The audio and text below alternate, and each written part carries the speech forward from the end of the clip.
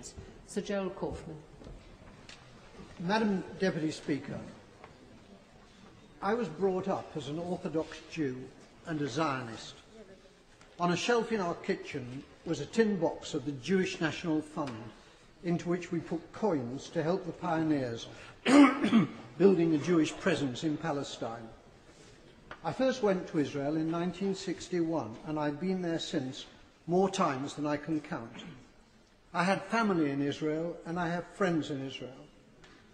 One of them fought in the wars of 1956, 1967 and 1973, and was wounded in two of them. The tie clip which I'm wearing is made from a campaign decoration awarded to him, which he presented to me. I've known most of the Prime Ministers of Israel, starting with the founding Prime Minister, David Ben-Gurion. Golda Meir was my friend. So was Yigal Allon, the Deputy Prime Minister, who as a general won the Negev for Israel in the 1948 War of Independence. My parents came to Britain as refugees from Poland. Most of their families were subsequently murdered by the Nazis in the Holocaust. My grandmother was ill in bed when the Nazis came to her hometown of Stachov. A German soldier shot her dead in her bed. Madam Deputy Speaker, my grandmother did not die to provide cover for Israeli soldiers murdering Palestinian grandmothers in Gaza. The present Israeli government ruthlessly and cynically exploit the continuing guilt among Gentiles over the slaughter of Jews in the Holocaust as justification for their murder of Palestinians.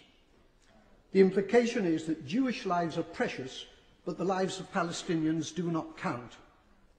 On Sky News a few days ago, the spokeswoman for the Israeli army, Major Leibovich, was asked about the Israeli killing of, at that time, 800 Palestinians.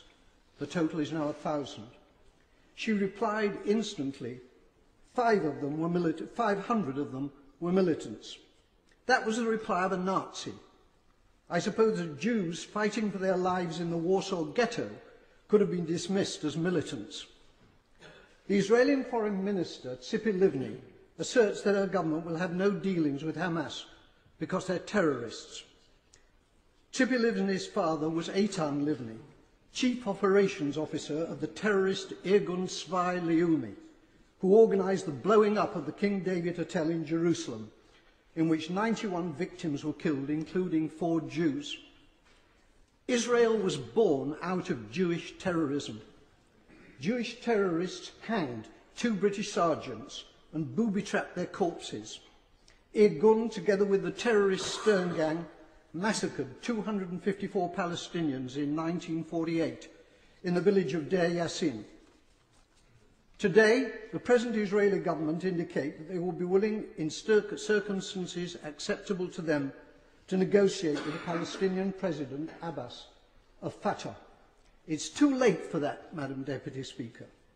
They could have negotiated with Fatah's previous leader, Yasser Arafat, who was a friend of mine.